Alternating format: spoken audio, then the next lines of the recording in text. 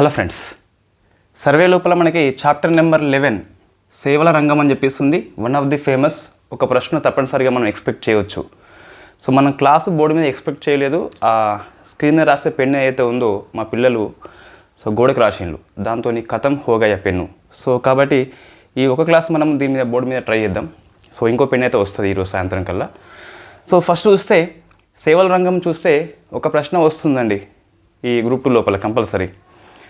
Generally మనకి survey ప్రకారం చూస్తే 2 రకాల సేవలు ఉంటాయి ఇండియా లోపల. ఒకటేమో కాంటాక్ట్ అని చెప్పేసి నేరుగా ప్రత్యక్షం ఉంటుంది.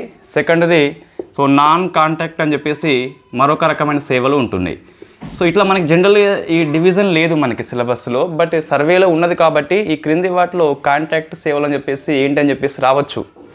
ఒకసారి చూస్తే కాంట్రాక్ట్ విషయంలో ట్రేడ్ వస్తుంది, హాస్పిటాలిటీ వస్తుంది, ట్రాన్స్పోర్ట్ వస్తుంది, రియల్ ఎస్టేట్ వస్తుంది, సోషల్ వస్తుంది, కమ్యూనిటీ అండ్ పర్సనల్ సేవలు అని చెప్పేసి వస్తాయి. చూసుకోవచ్చు నోట్స్లో ఉన్నది. నాన్ కాంటాక్ట్ విషయంలో ఫైనాన్షియల్, ఐటీ సేవలు, ప్రొఫెషనల్ సేవలు, కమ్యూనికేషన్ సేవలు, బ్రాడ్కాస్టింగ్ సేవలు, స్టోరేజ్ సేవలు అని చెప్పేసి దాంతోపాటు పబ్లిక్ పరిపాలన, డిఫెన్స్ సేవలు కూడా దీని కిందకే వస్తాయి. జనరల్గా ఒక డివిజన్ ఇది. కాంటాక్ట్ ఏంటి, నాన్ కాంటాక్ట్ ఏంటి. మనకు సిలబస్లో లేకపోయినప్పటికీ సర్వేలో ఉన్నది కాబట్టి ప్రశ్న వచ్చే అవకాశం చాలా ఎక్కువగా ఉంటుంది. నెక్స్ట్ ఈ సేవల రంగం వచ్చేసి ఎలా పర్ఫార్మెన్స్ చేసింది ఈ 24 ఫైనాన్షియల్ ఇయర్లో. జనరల్ ఏమవుతుందంటే ఇండియాలో ఈ సర్వీస్ సెక్టార్ వచ్చేసి గ్రోతింగ్ రేట్ అనేది ఎవ్రీ ఇయర్ 6% కంటే ఎక్కువ ఉంటుంది. ఎగ్జాంపుల్ చూస్తే ఫైనాన్షియల్ ఇయర్ 2024లో 7.6 అని చెప్పేసి నమోదైంది. ఇది మనం గుర్తుపెట్టుకోవాలి. సేవల రంగం యొక్క వృద్ధి రేటు చూస్తే 7.6 అని చెప్పేసి ఉన్నది. మీరు ఆన్సర్ చేయండి. వ్యవసాయ రంగంలో ఎంత, ఇండస్ట్రియల్ సెక్టార్లో ఎంత అని చెప్పేసి మీరు ఆన్సర్ చేయండి. అయితే ఈ ఫైనాన్షియల్ ఇయర్ ఇది గుర్తుపెట్టుకోవాలి. 2021లో ఏమైంది అంటే తొలిసారిగా 6% కంటే తగ్గింది. అంటే గడిచిన దశాబ్దం మొత్తం మనం అబ్జర్వ్ చేస్తే, డికేడ్ మొత్తం అబ్జర్వ్ చేస్తే ఓన్లీ ఫైనాన్షియల్ ఇయర్ 2021లో మాత్రమే 6% కంటే దిగువన నమోదైంది. కాబట్టి ఈ పర్టికులర్ ఇయర్ గుర్తుపెట్టుకోవాలి. డ్యూ టు ఎందుకంటే కోవిడ్-19 కారణం అని చెప్పేసి చెప్తాం.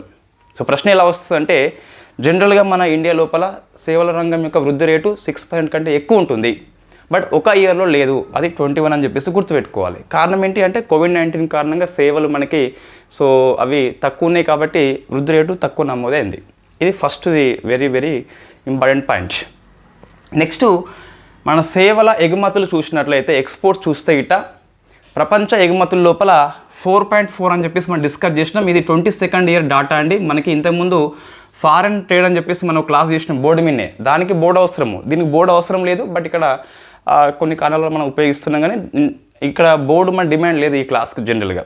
బట్ ఇక్కడ మనం డిస్కస్ చేసినాం కదా, ప్రపంచ ఎగుమతుల్లో సేవల ఎక్స్పోర్ట్స్ విషయంలో మనది 4.4 వాటా కలిగి ఉంటాం. మనకు వచ్చింది.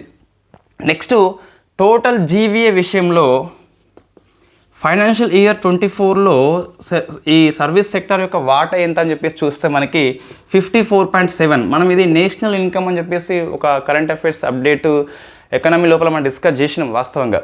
54.7 అని చెప్పేసి గుర్తుపెట్టుకోవాలి. లాస్ట్ ఇయర్లో చూస్తే 23rd ఇయర్లో మనకి 54 అని చెప్పేసి ఉండే. అంటే స్టేబుల్గా ఉన్నది. సర్వీస్ సెక్టార్ యొక్క కంట్రిబ్యూషన్ అనేది మనకి స్టేబుల్గా స్థిరంగా ఉందని చెప్పేసి గుర్తుపెట్టుకోవాలి. 7.6 అని చెప్పేసి మనకి వృద్ధి రేటు నమోదైంది. ఏ ఇయర్లో తక్కువ అంటే 21 అని చెప్పేసి గుర్తుపెట్టుకోవాలి. సర్వీస్ ఎక్స్పోర్ట్స్లో గ్లోబల్ షేర్ మనం కంపేర్ చేస్తే 4.4 అని చెప్పేసి ఉన్నది. నెక్స్ట్ తర్వాత ఏముంది అంటే ఈ రిజిస్టర్డ్ కంపెనీ అని చెప్పేసి ఉంటాయి మనకి. నమోదిత కంపెనీ విషయంలో సేవల రంగం వాటా ఎలా ఉందని చెప్పేసి చూసుకోవాలి. ఫస్ట్ చూస్తే మనకి సేవల రంగం వాటా రిజిస్టర్డ్ కంపెనీ అని చెప్పేసి పిలుస్తాం. ఈ ప్రశ్న నేను ఎక్స్పెక్ట్ చేస్తున్నాండి. రిజిస్టర్డ్ కంపెనీలో సేవల రంగం వాటా ఎంత అని చెప్పేసి చూస్తే మనకు 65% ఉన్నదండి. ఒక 100 కంపెనీలు రిజిస్టర్ చేసుకుంటే అందులో సేవల రంగం నుంచే 65% మనకు కనిపిస్తుంది. ఇది హైయెస్ట్ అండి.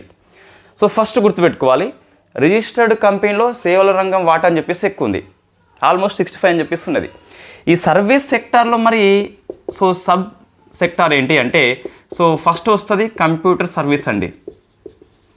కంప్యూటర్ సర్వీస్ అని చెప్పేసి పిలుస్తాం. బిజినెస్ సర్వీస్ అండి, ఇది ఎక్స్పోర్ట్స్లో అది. మనకి బిజినెస్ సర్వీస్ అని చెప్పేసి ఉంటుంది. ఇక్కడ ఈ 60% కూడా ఏ సెక్టార్ ఎక్కువ అని చెప్పేసి చూస్తే మనకి ఆన్సర్ వస్తుంది బిజినెస్ సర్వీస్. సెకండ్ వచ్చేసి ట్రేడింగ్ సర్వీస్. సో ఇవి రెండు అండి.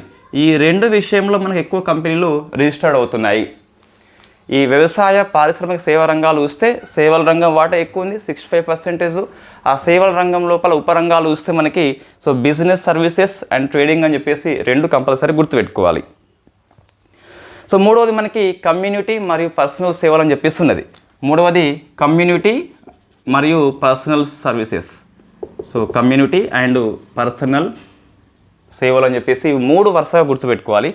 నోట్స్లో శాతాలు ఉన్నాయి, శాతాలు మర్చిపోండి. ఎంతవరకు అవసరమో అంతవరకు మనం గుర్తుపెట్టుకోవాలి. 65 గుర్తుపెట్టుకోండి, వరుసగా 3 అని చెప్పేసి గుర్తుపెట్టుకోండి. సర్వీస్ సెక్టార్లో అట్లా ఉన్న టేబుల్లో మరొక డాట్ ఇవ్వడం జరిగింది. ఏంటి అంటే ఈ రిజిస్టర్డ్ కంపెనీ విషయంలో ఓవరాల్గా ఎవరు ఎక్కువ అని చెప్పేసి ఇవ్వడం జరిగింది. సో అప్పుడు వస్తే మనకి మళ్ళీ బిజినెస్ సర్వీస్ అని చెప్పేసి ఉన్నది. సో ఇదే ఎక్కువ ఉన్నది ఓవరాల్గా చూస్తే, అన్ని రంగాల వారీగా చూస్తే. సెకండ్ది మాత్రము మ్యానుఫ్యాక్చరింగ్ అని చెప్పేసి ఉన్నది. సో మ్యానుఫ్యాక్చరింగ్ అని చెప్పేసి ఇది గుర్తుపెట్టుకోవాలి, ఇండస్ట్రీస్ కిందకి వస్తుంది చెప్పేది. ఇదేమో సర్వీస్ సెక్టార్లో సబ్ సెక్టార్స్. ఇదేమో నమోదిత కంపెనీ విషయంలో ఓవరాల్గా ఏది ఎక్కువ అని చెప్పేసి చూస్తే బిజినెస్ సర్వీస్ వాటా ఎక్కువ ఉంది. సెకండ్ వచ్చేసి మ్యానుఫ్యాక్చరింగ్ అని చెప్పేసి ఉన్నది. సో థర్డ్ వచ్చేసి ట్రేడింగ్ అండి. సో ట్రేడింగ్ అంటే ఇక్కడ ఇది వెళ్ళి ఈ మధ్యలో మనకి వెళ్ళిపోయింది. సో సబ్ సెక్టార్స్ చూస్తే ఇదే 2 ఆర్డర్ ఉన్నాయి. ఓవరాల్గా చూస్తే అవే 2 ఆర్డర్, కానీ మధ్యలో ఇంకోటి వచ్చింది ఇండస్ట్రియల్ అని చెప్పేసి గుర్తుపెట్టుకోవాలి. సో నెక్స్ట్ చూస్తే ఇది ప్రశ్న వస్తుందండి. సో ఇక్కడ మీకు దీన్ని ఏది నెగ్లెన్స్ చేయొద్దు కంపల్సరీ. ఇప్పుడు ఈ బోర్డు మీద మనకి ఏం కనిపించింది అంటే సో నమోదిత కంపెనీ విషయంలో సేవల రంగం వాటా ఎంత ఉంది, ఆ సేవల రంగంలో సబ్ సెక్టార్స్ యొక్క వాటా ఎలా ఉంది, ఓవరాల్గా రిజిస్టర్డ్ కంపెనీ విషయంలో ఏవి ఎక్కువ అని చెప్పేసి ఉన్నది. సో ఇక్కడ ఏవి ఎక్కువ తక్కువ అన్నప్పుడు మీరు శాతాల వైపు పోకండి, బట్ ఆర్డర్ గుర్తుపెట్టుకోండి. నేను చెప్పేసి సబ్ సెక్టార్ విషయంలో శాతాలు అవసరం లేదు, జస్ట్ ఏది ఎక్కువ తక్కువ అని చెప్పేసి గుర్తుపెట్టుకోండి. సర్వేలో కనుక ఓ కేటగిరీ కింద ఇట్లా పాయింట్స్ ఇస్తాడు, ఈ 20 అని చెప్పేసి 10, 15, 40 అని చెప్పేసి అట్లా ఇచ్చినప్పుడు వాటి మనం ఆర్డర్లు రాసుకోవాలి. తక్కువ నుంచి ఎక్కువ, ఎక్కువ తక్కువ అని చెప్పేసి రాసుకుంటే మనకి ఈజీగా సో ఒక ప్రశ్న వస్తుంది. 4, 5 ఇచ్చేసి అవరోహణ క్రమంలో అమర్చు అని చెప్పేసి. రైట్. నెక్స్ట్ మనకి పర్చేజింగ్ మేనేజర్ ఇండెక్స్ అని చెప్పేసి ఒకటి ఉన్నదండి. దీన్ని హెచ్ఎస్బిసి ఇండియా వాళ్ళు ఇస్తారు. సో హెచ్ఎస్బిసి వాళ్ళు ఎవ్రీ మంత్ ఇస్తారండి. What is the meaning of purchasing manager index అంటే జనరల్లీ మనకి మంత్ వారీగా ఇస్తారు. మన సర్వే లోపల మార్చి 2024 అని చెప్పేసి 61.2 నమోదైంది. స్కోర్ అండి, ఇది స్కోర్. ఇది పర్చేజింగ్ మేనేజర్ ఇండెక్స్ అని చెప్పేసి మార్చ్ 24 మాసం లోపల 61.2 నమోదైంది. ఇదే మాసం ఎందుకు అంటే సర్వేలో అదే ఇచ్చాడు కాబట్టి డిస్కస్ చేస్తున్నాం. మనకు సో గత మాసంతో పోలిస్తే సేవల రంగము తక్కువైందా ఎక్కువైందని చెప్పేసి ఈ పర్చేజింగ్ మేనేజర్ ఇండెక్స్ అని చెప్పేసి చెప్తాను అన్నట్టు.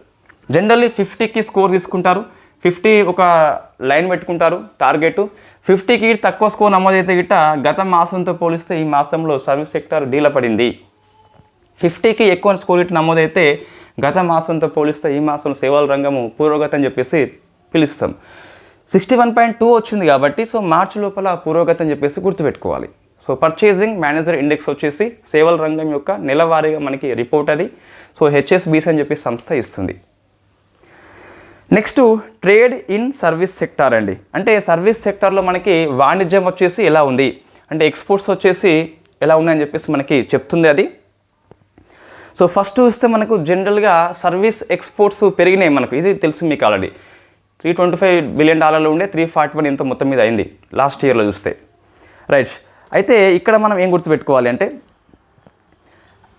గతంతో పోలిస్తే వృద్ధి రేట్లు మనకి తగ్గిపోయినాయట. ఫైనాన్షియల్ 24లో చూస్తే మనకి సో సేవల ఎగుమతుల విషయంలో 7th ర్యాంక్ అని చెప్పేసి మనం డిస్కస్ చేసినాం. సేవల ఎగుమతి విషయంలో ఇండియా వచ్చేసి 7th ర్యాంక్ ఉన్నది. సో 4.4 వాటా అని చెప్పేసి డిస్కస్ చేసినాం మనం ఇంతకుముందు ఇదే క్లాస్లో. అయితే ఇదేమో ఫారెన్ ట్రేడ్ చాప్టర్లో ఉన్నది. యాజ్ పర్ ఇండియా రిపోర్ట్ ప్రకారం చూస్తే 7th. సో ఇక్కడ చూస్తే వరల్డ్ ట్రేడ్ స్టాటిస్టికల్ సర్వే 2023 ప్రకారం చూస్తే ఇండియా సర్వీస్ ఎక్స్పోర్ట్స్ విషయంలో 5th ర్యాంక్ అని చెప్పేసి ఇవ్వడం జరిగింది. సో ఒకటే సర్వే పుస్తకంలో సర్వీస్ ఎక్స్పోర్ట్స్ విషయంలో 2 ర్యాంక్స్ కనిపిస్తున్నాయి. ఫారెన్ ట్రేడ్ చాప్టర్లో 7th rank as per India department. ఇక్కడ చూస్తే మనకి వరల్డ్ ట్రేడ్ స్టాటిస్టికల్ సర్వే అని చెప్పేసి 23rd రిపోర్ట్ ప్రకారం చూస్తే 5th ర్యాంక్ అండి. సో మరి ఆన్సర్ ఏం పెట్టాలి అంటే స్పెషల్గా ఈ సర్వే మెన్షన్ చేస్తే 5th ర్యాంక్ అండి. సో మనకి ఫారెన్ ట్రేడ్లో మనము ఇది 7th చెప్పుకున్నాం. అంతకుముందు ఎకనామీ అప్డేట్స్లో 5th and 7th అని చెప్పి 2 చెప్పింది అక్కడ. సో మన కంక్లూజన్ ఇవ్వలేదు. ఇప్పుడు చూస్తే గిట్ట ఇది ఒక కంక్లూజన్ మనం తీసుకున్నాము. సో ఎవరి దగ్గర తీసుకున్నామంటే మనం తీసుకున్నాము. ఈ రిపోర్ట్ ఇస్తే ఈ 5th ర్యాంకు, రిపోర్ట్ ఇవ్వకుండా సేవల ఎగుమతుల్లో ఇండియా స్థానం అని చెప్పేసి జనరల్గా ఇస్తే 7th ర్యాంక్ అండి.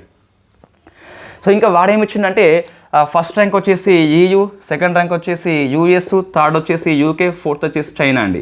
సో మీకు 4 దేశాలు ఉన్నాయి కాబట్టి సో 5th అని చెప్పేసి ఇక్కడ మనకి మిస్టేక్స్ పర్లేదు, ప్రింటింగ్ మిస్టేక్స్ పర్లేదు, 5th ర్యాంక్ అని చెప్పేసి మనం తీసుకోవచ్చు. ఇక్కడ మిస్టేక్ పర్లేదు. సో 2 కరెక్టే యాజ్ పర్ రిపోర్ట్ బట్టి వివిధ రకాల మన గణాంకాలు అయితే వస్తాయి. రైట్, నెక్స్ట్ ఇది మొత్తం ఇండియా టోటల్ ఎక్స్పోర్ట్స్ విషయంలో ఫైనాన్షియల్ ఇయర్లో సర్వీస్ సెక్టర్ యొక్క వాటా చూస్తే 44% ఉంది. చెప్పేది మొత్తం అన్నిట్లలో ఎక్స్పోర్ట్స్ చూస్తే, సో గూడ్స్ అండ్ సర్వీస్ చూస్తే సర్వీస్ మనకి ఎక్కువ కనిపిస్తుంది. సో అన్ని రకాల ఎగుమతుల విషయంలో సర్వీస్ సెక్టర్ వాటా మనకి 44 అని చెప్పేసి గుర్తుపెట్టుకోవాలి. సో మన ప్రశ్న వచ్చే అవకాశం ఉందండి. So 44% of the India total exports. అయితే మనకు అంతకుముందు ఇయర్తో పోలిస్తే సో ఇది తగ్గిపోయింది మనకు. జనరల్లీ మళ్ళీ కన్ఫ్యూజ్ కావు, 325 నుంచి 341 అయింది. సో మనకి పెరిగిపోయింది వాస్తవంగా. సో ఎంత పెరిగింది మనకు? ఓన్లీ 4.8 పెరిగింది.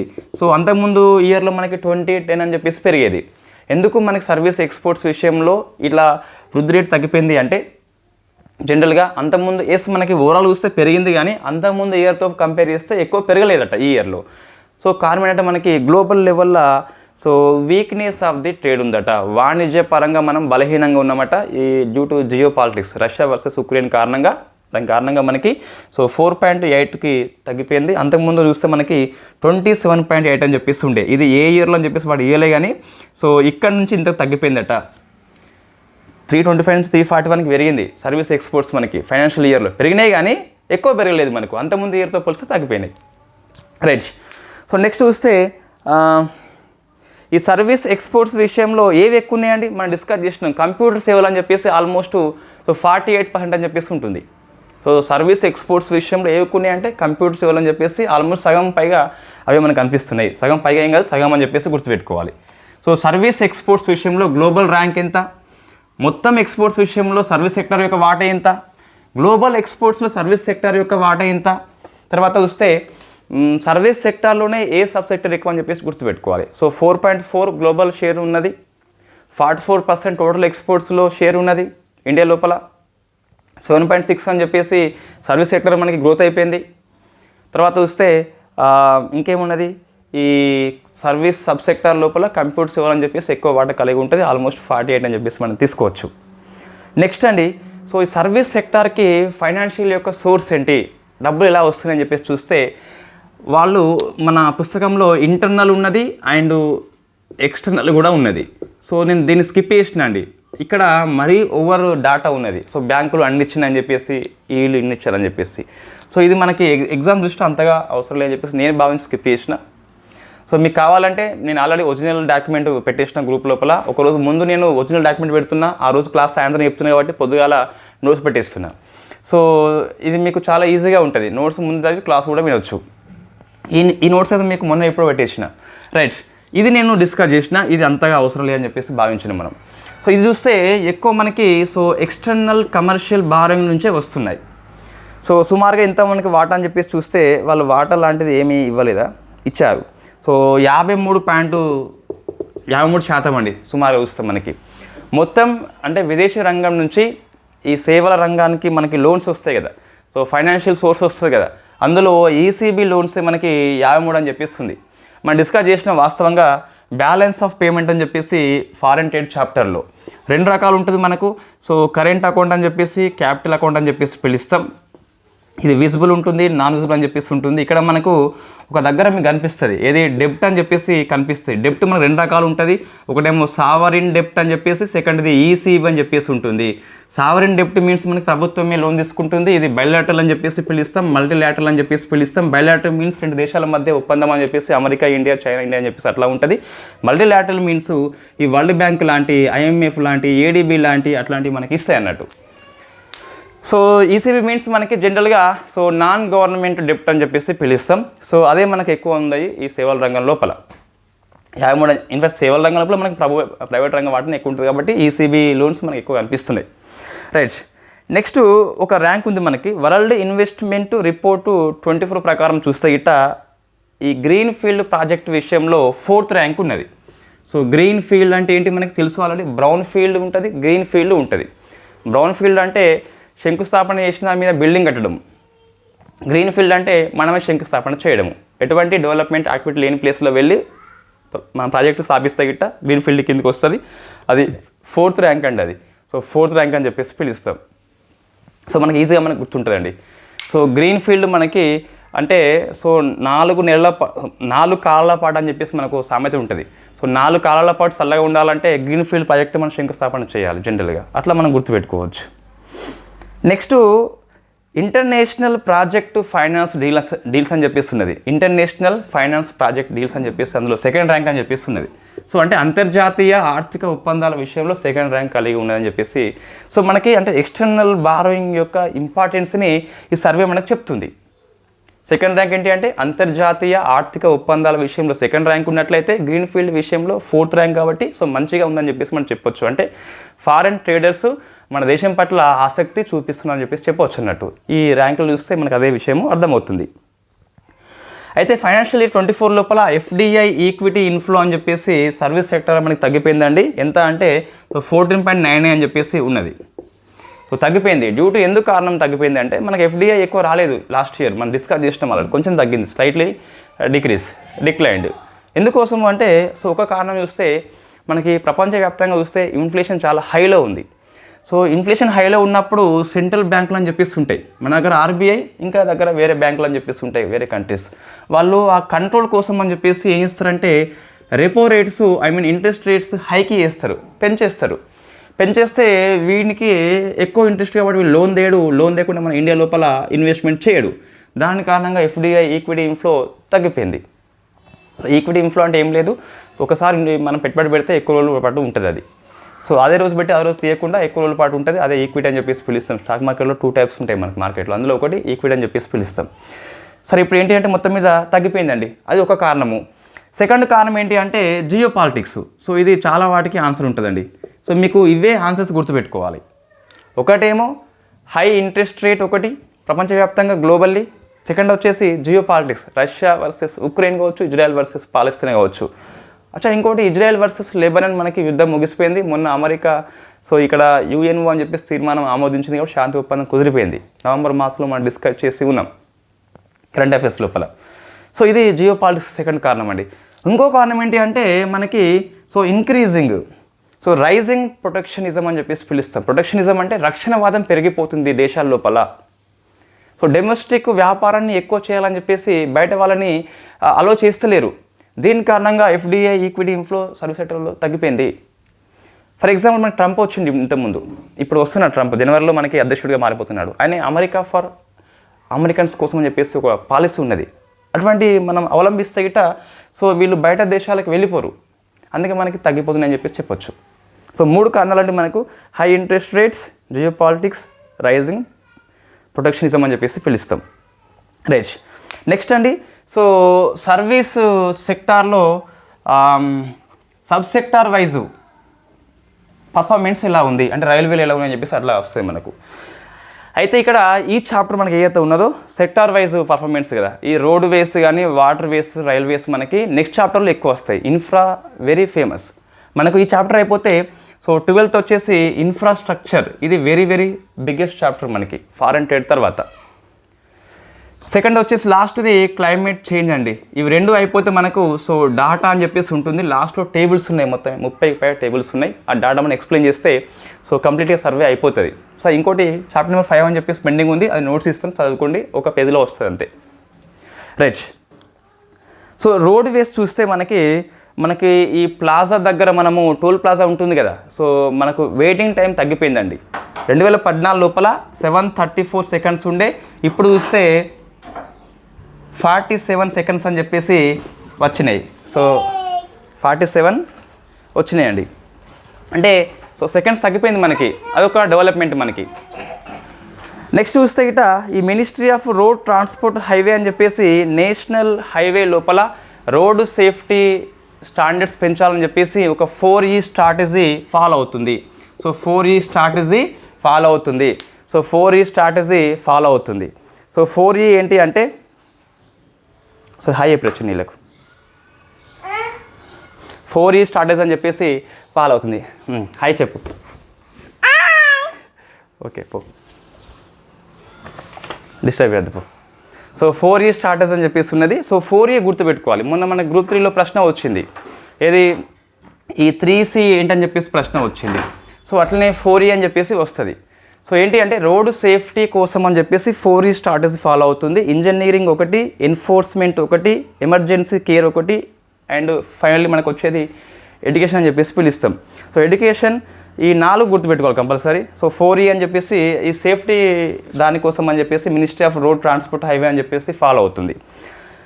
నెక్స్ట్ అండి, సో రైల్వేస్ చూస్తే మనకి ఇంకా రోడ్డు విషయంలో మనము తర్వాత ఇక్కడ ఈ భారతిమాల ఏంటి, పర్వతమాల ఏంటి అని చెప్పేసి అక్కడ మీకు ఇన్ఫ్రా లోపల వస్తుంది, ఇక్కడ వద్దు. సో నెక్స్ట్ చూస్తే రైల్వేస్ అని చెప్పేసి సుమారుగా 6108 స్టేషన్ లోపల మనం వైఫై సౌకర్యం ఏర్పాటు చేసుకున్నామట. సో రైల్వే విషయంలో మనకి ఇక్కడ అవసరం లేదు, మిగతా ఇన్ఫ్రా మొత్తం అక్కడ వస్తుంది, వందే భారత్ అని చెప్పేసి అవన్నీ వస్తాయి కానీ. నెక్స్ట్ ఈ ports, water ways and shipping అండి. అదే వాటర్ వే విషయంలో ఏమున్నాయని చెప్పేసి చూస్తే మొత్తం మీద మనం సాగర్ సేతు అని చెప్పేసి ఒకటి యాప్ తీసుకొచ్చినాం. ఇది రోజువారీ నౌకల యొక్క క్రమబద్ధీకరణ యాప్ అండి. ఇది 13 మేజర్ పోర్ట్స్ అని చెప్పేసి ఇది క్రమబద్ధీకరణ చేస్తుంది.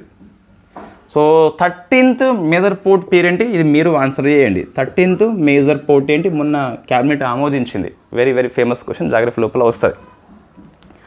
సో మీకు ఇంకా వాటర్ వేస్ ఇన్ఫ్రా లోపలనే వస్తుంది. నెక్స్ట్ ఎయిర్ వేస్ అండి, ఇది కూడా మీకు ఇన్ఫ్రా లోపలనే వస్తుంది, ఇక్కడ ఏం లేదు చెప్పేదానికి. సో ఇన్ఫ్రా లోపల పెద్దగా వస్తుంది. ఇక్కడ చూస్తే మనకి ఇంతవరకు ఏముంది అంటే ఈ డొమెస్టిక్ ఏవియేషన్ మార్కెట్లో దేశీయ విమానయాన సేవల విషయంలో ఇండియా ర్యాంక్ ఎంత అంటే 3rd ర్యాంక్ అండి. సో 3rd ర్యాంక్ అని చెప్పేసి పిలుస్తాం, ఇది మనం గుర్తుపెట్టుకోవాలి.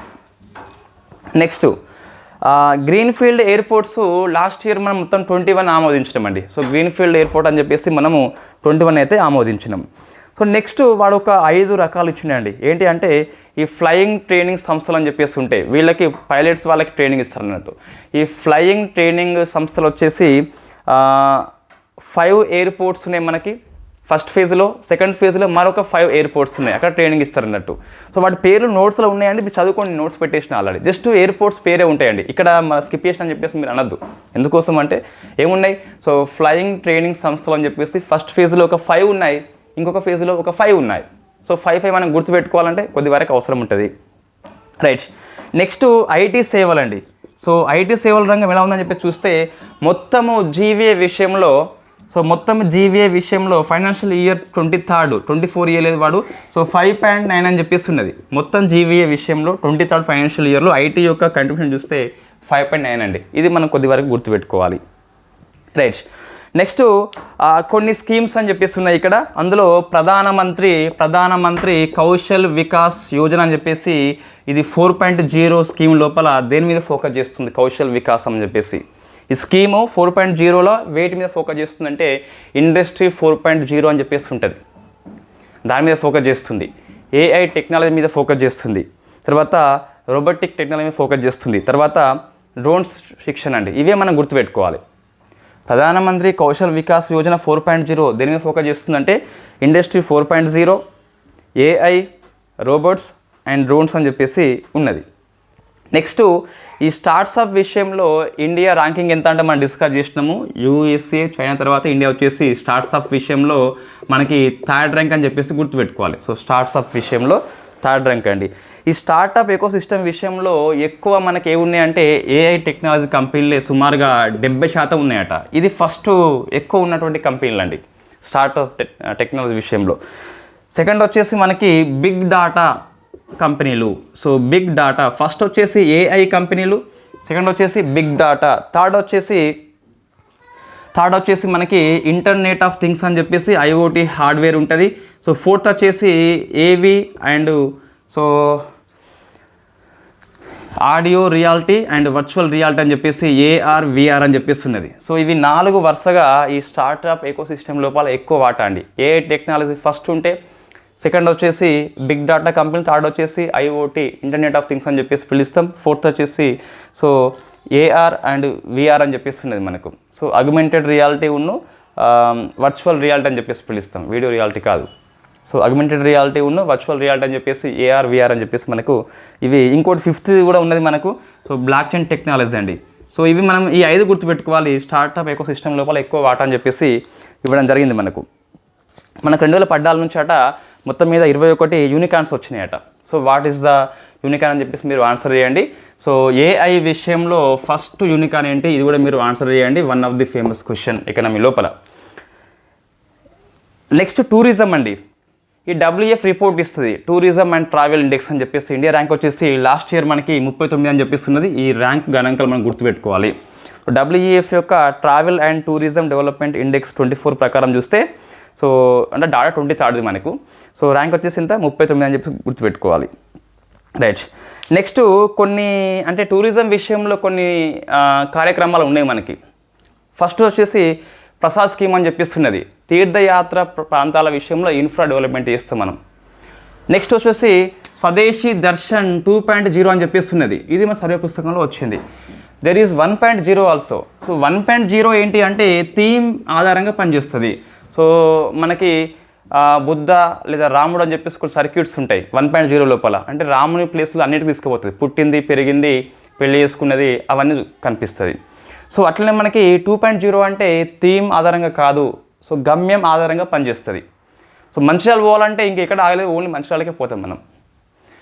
1.0 ఏంటి అంటే ఒక విషయంతో లింకప్ అయి ఉన్న అన్ని ప్రాంతాలకు పోతే 2.0 ఓన్లీ గమ్యం ఆధారితం అని చెప్పేసి పిలుస్తాం. సో అందులో బెస్ట్ ఎగ్జాంపుల్ ఇచ్చిండండి వాడు.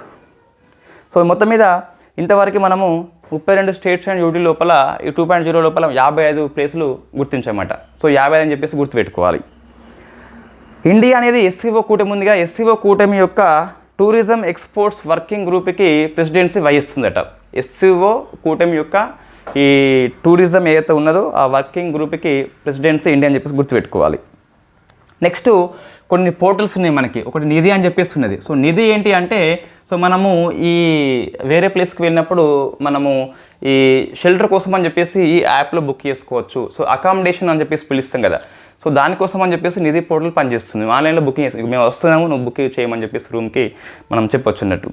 నెక్స్ట్ ఇంకోటి సాతి అని చెప్పేసి మరొక పోర్టల్ ఉన్నదండి. సో ఇదేంటి అంటే టూరిజం విషయంలో వైరస్ ఎక్కువ ఉన్నప్పుడు స్ప్రెడ్ కాకుండా అవేర్నెస్ కల్పిస్తుంది ఈ సాతి ద్వారా. ఇదేమో అకామిడేషన్ కోసం అని చెప్పేసి పనిచేసే పోర్టల్, ఇదేమో వైరస్ సంక్రమణ కాకుండా ఎక్కువ స్ప్రెడ్ కాకుండా అవేర్నెస్ కల్పిస్తుంది. ఓకే. నెక్స్ట్ రియల్ ఎస్టేట్ రంగం లోపల ఎలా ఉందని చెప్పి చూస్తే గిట్ట మొత్తం మీద మనకి ఇంతవరకు ఈ real estate regulation development act ఉంది, 2016లో వచ్చింది. రేరా యాక్ట్ అని చెప్పేసి పిలుస్తాం దీన్ని. నాగాలాండ్ మినహా, సో రేరా యాక్ట్ని మనకు నాగాలాండ్ మినహా అన్ని రాష్ట్రాలు ఇంప్లిమెంట్ చేస్తున్నాయట. ఇది మనం గుర్తుపెట్టుకోవాలి. సో నాగాలాండ్ మినహా అని చెప్పేసి గుర్తుపెట్టుకోవాలి. ఇంకోటి global real estate transparency index లోపల ఇండియా ర్యాంక్ అని చెప్పేసి 36 ఉన్నదండి. సో 36 అని చెప్పేసి గుర్తుపెట్టుకోవాలి. 39 టూరిజం ట్రావెల్ ఇండెక్స్ అయితే, ఇదేమో ఈ రియల్ ఎస్టేట్ విషయంలో మన ట్రాన్స్పరెన్సీ ఉన్నామని చెప్పేసి 36 ర్యాంక్ అని చెప్పేసి చెప్పొచ్చు అన్నట్టు. నెక్స్ట్ తర్వాత లాస్ట్కి వచ్చేసి మనకి అయిపోయిందిగా టెలి కమ్యూనికేషన్ విషయంలో. సో కొన్ని గణాంకాలు ఉన్నాయండి. ఈ గణాంకాలు అన్నీ బై హార్ట్ చేయాల్సిందే. చూద్దాం ఒకసారి. టెలి డెన్సిటీ అంటే 100 జనాభాకి ఎన్ని టెలిఫోన్లు ఉన్నాయని చెప్పి చెప్తున్నట్టు. అది ఎంత ఉన్నది అంటే 24 ఇయర్లో 85.7 అని చెప్పేసి ఇది గుర్తుపెట్టుకోవాలి. గణాంకాలు ఇవి మనకు వస్తాయి. టెలిఫోన్ విషయంలో గణాంకాలు very very famous. Tele density 24 ఇయర్లో 85 అంటే ప్రతి 100 మందిలో 85 మెంబర్స్ టెలిఫోన్ అయితే మనకు కనిపిస్తుంది. అందులో వైర్లెస్ టెలిఫోన్స్ వచ్చేసి 116.5 కోట్ల మందికి ఉందట. ఇంటర్నెట్ సబ్స్క్రైబర్లు చూస్తే గిట్ట 90.4 కోట్లు అట. సో ఇది మనకు గుర్తుపెట్టుకో కంపల్సరీ. సుమారుగా ప్రతి 100 మందిలో 68 మందికి ఇంటర్నెట్ ఉందట. సో ఇట్లా మనకు ప్రశ్నలు వస్తాయండి. ఈ అన్ని గణాంకాలు బైహార్ట్ చేయాలి. సో 5G సేవలు India very first time October 22 మాసం లోపల స్టార్ట్ చేసిందట. నెక్స్ట్ మొబైల్ బ్రాడ్బ్యాండ్ స్పీడ్ విషయంలో ఇండియా ర్యాంక్ వచ్చేసి 15 ఉన్నదండి. అన్ని గణాంకాలే. సో మీరు ఈజీగా చదువుకోవాల్సింది కంపల్సరీ. ఇక్కడ మనం విశ్లేషణ తగ్గట్టు ఇక్కడ ఏమీ లేదు. నెక్స్ట్ ఇండియా 6G అలయన్స్ అని చెప్పేసి జూలై 23rd ఇయర్లో స్టార్ట్ చేసింది. 6G అలయన్స్ అని చెప్పేసి 23rd ఇయర్లో స్టార్ట్ చేసిందట. నెక్స్ట్ భారత్ నెట్ అండి, అంటే అన్ని గ్రామాలకు నెట్ సౌకర్యం కల్పిస్తుంది. సుమారుగా ఇది ఎంత అంటే 2,06,000 జీపీలను కలుపుతూ 6,83,175 కిలోమీటర్ల ఫైబర్ వేయడం జరిగింది అట. సో గ్రామాలు ఈ కిలోమీటర్స్ పొడవు గుర్తుపెట్టుకోవాలి, గణాంకాలు కంపల్సరీ. నెక్స్ట్ సంచార్ సాథి పోర్టల్ మీకు తెలుసు, వాళ్ళు చక్షు అని చెప్పేసి తెలుసు మీకు, ఆ కరెంట్ అఫైర్స్ మళ్ళీ ఇక్కడ అవసరం లేదు. చక్షు అంటే మోసాలని పసిగడుతుంది, కన్ను అని చెప్పేసి అర్థం వస్తుంది. నెక్స్ట్ ఈ కామర్స్ అండి. సో ఇది వెరీ ఫేమస్. ONDC అని చెప్పేసి కొత్తగా వచ్చింది మనకి, open network for digital commerce. అంటే ఎంతసేపు అమెజాన్, ఫ్లిప్కార్ట్ లాంటివి కాకుండా మిగతా వాళ్ళకు కూడా అవకాశం ఇచ్చేటందుకు, అంటే ఈ కామర్స్ని ప్రజాస్వామీకరణ చేయాలని చెప్పేసి ONDC తీసుకొచ్చింది. సో జనవరి 22 మాసం లోపల డిజిటల్ వాణిజ్యం ఏదైతే ఉందని ప్రజాస్వామీకరణ చేస్తారు, అందరికీ అవకాశం కల్పిస్తారని చెప్పేసి చెప్పొచ్చండి. ఇది మనకు సర్వీస్ సెక్టర్ చాప్టర్ అనేది. సో నెక్స్ట్ మనకి ఈరోజు నైట్ ఎంతైనా కూడా నేను ఇన్ఫ్రా చాప్టర్ డెవలప్మెంట్ అని చెప్పేసి ఉంది మనకు, దాన్ని డిస్కస్ చేద్దాం. సో దాంతో మనకి ఒక చాప్టర్ మిగిలిపోతుంది, క్లైమేట్ చేంజ్ అని చెప్పేసి, అది రేపటికల్లా అయిపోతే.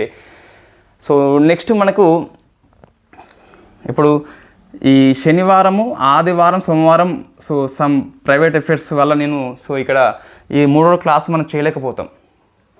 ఇంకా మనం ఏం చేస్తాము అంటే ఇక్కడ మీకు క్లారిటీ అండి. సో మనకు చెప్పే అవకాశం ఇంతవరకు రాలేదు. సో ఏంటి అంటే ఒకటి ఈ బడ్జెట్ లోపల ఇండియా ఇది నేను చెప్పేది, ఈ బడ్జెట్ లోపల పథకాల వారీగా వేయాలని చెప్పేసి ఒక టాప్ 10 స్కీమ్ తీసుకుందాం. ఇది ఒక్కటే మనకి ఇంకేం లేదు బడ్జెట్ లోపల, అది ఒక్కటే ఉన్నది. ఒకవేళ నాకు గుర్తులేక చెప్పలేకుండా మీరు కవర్ చేసుకోండి. ఇది కూడా మనకు కొంచెం మిస్ అయినామండి. రైట్, మనం 4-5 స్కీమ్స్ ఇచ్చాం, అట్లా కాకుండా వెరీ ఫేమస్ స్కీమ్ అని చెప్పేసి కొన్ని తీసుకొని మీరు రాసుకోండి, నేను చెప్తాను లేకుంటే. సెకండ్ది తెలంగాణ బడ్జెట్ని ఒకసారి మనం కొన్ని పేపర్లను యాడ్ చేసుకోవాలి కంపల్సరీ. ఇవి రెండు అండి, ఇవి రెండు మనం కంపల్సరీ చేస్తే దాదాపుగా మనం ప్రిపరేషన్లో ఉన్న గ్యాప్స్ని ఫుల్ఫిల్ చేసినామండి. ఎంతవరకు అవసరం అంతవరకు ఇచ్చినామని చెప్పేసి మనం భావిద్దాం కనీసం అయితే. ఇంకోటి ఉన్నది, ఇంకోటి 23rd ఇయర్లో టాప్ కొన్ని కరెంట్ అఫైర్స్ మనం తీసుకోవాలి. ఈ 3 కంపల్సరీ అండి. మిగతా విషయాలు ఎలా ఉన్నా కూడా తెలంగాణ బడ్జెట్, ఇండియా బడ్జెట్లో పథకాల వారిగా వేయాలి. తెలంగాణ సర్వేని పెద్దగా మళ్ళీ ఏం అవసరం లేదు, ఆ తెలంగాణ కరెంట్ అఫైర్స్ నోట్స్ ఉంది కదా సరిపోతుంది. ఇంకేమన్నా ఉంటే 1 or 2 పేజెస్ యాడ్ చేద్దాం. So 23rd year current affairs కూడా మనకు పెండింగ్ ఉన్నది. ఈ 3 అండి.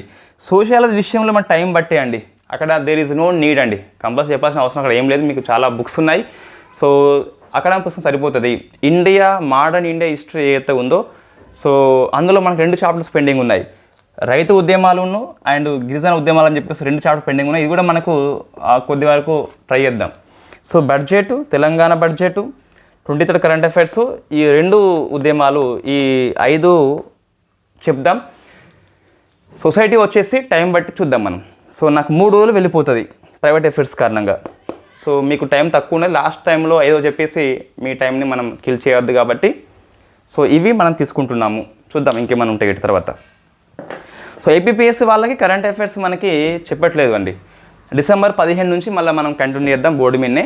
అయితే APPS వాళ్ళకి మీకు సిలబస్ అనేది మన క్లాస్కి అనుగుణంగా ఉంది వాస్తవంగా. అంటే polity, economy, science and technology, పర్యావరణం, ఈ 4 మనకి ఎక్కువ మేజర్ రోల్ పోషిస్తాయి. హిస్టరీ అందరికీ తెలుసు కాబట్టి పెద్ద అక్కడ మనం PhD లాంటి కోర్స్ ఇక్కడ ఏం చేయము. సో మనకి గ్రూప్ 2 అయిపోతే TGPS వాళ్ళది నాకు అంటే మనం డిపెండ్ అయిన వాళ్ళు నెక్స్ట్ ఎవరు ఉన్నాడు APPS గ్రూప్ 2 వాళ్ళే ఉన్నారు.